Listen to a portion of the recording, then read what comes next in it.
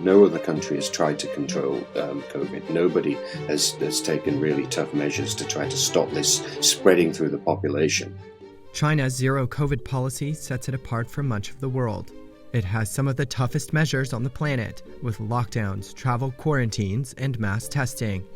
However, the more infectious Omicron variant has broken through in China, despite all the effort. So will Beijing stay committed to its COVID-19 strategy? China's strategy is now completely at odds with the strategy in most other countries. In the West, public outcry against COVID-19 measures is loud and in the streets. In places like Belgium, France, and the United States. But in China, the public has appeared relatively at ease, despite being under the strictest policy in the world. David Stanway is a Reuters reporter based in Shanghai. He says Beijing doesn't call it zero COVID anymore. They call it dynamic clearing, which means they tackle every outbreak as soon as it arises. They embark on a mass testing program, and they shut down every possible chain of transmission that they can find in order to eliminate the threats. Zhang Huang is a global health expert at the Council on Foreign Relations based in the U.S. He says although China has done well to curb the spread so far, that same effort may have made it vulnerable to an outbreak of Omicron. Becoming a victim of its own success because now you have a large population that does not have immunity against COVID-19, either because of the lack of effectiveness of the Chinese vaccines or because the lack of prior exposure to the virus.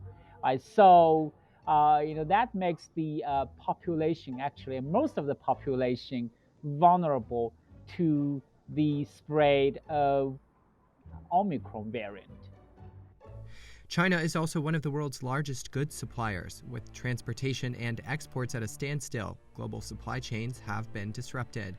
Stanway has spoken to analysts who warn China's economic growth will fall to about 4 to 5%, much slower than the average over the last few decades. Those analysts also warn it could have a political cost. This is so disruptive to the economy, and a declining economy will create its own political pressures that they're going to have to relax these restrictions sooner or later.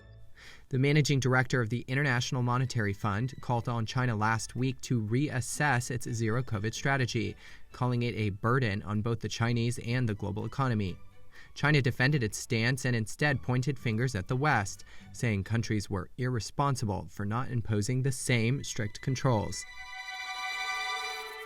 They've done quite a good job with the messaging of showing the consequences of the policies overseas, of a tolerance of infections that's gone on in Europe and the United States. And they've really pushed out the propaganda saying, look, we're doing this for the people.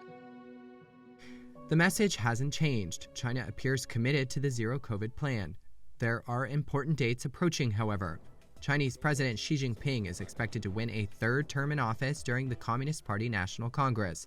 That's set for autumn this year. I think it's very likely that China's going to be in a holding pattern until that meeting is completed and everything is settled. So what's the exit strategy?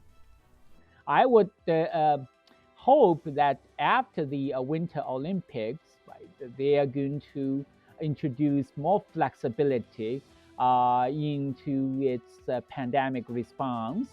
Huang says that'd mean making more vaccines available, so immunity builds up, quarantine time shortened, and lockdowns become less frequent.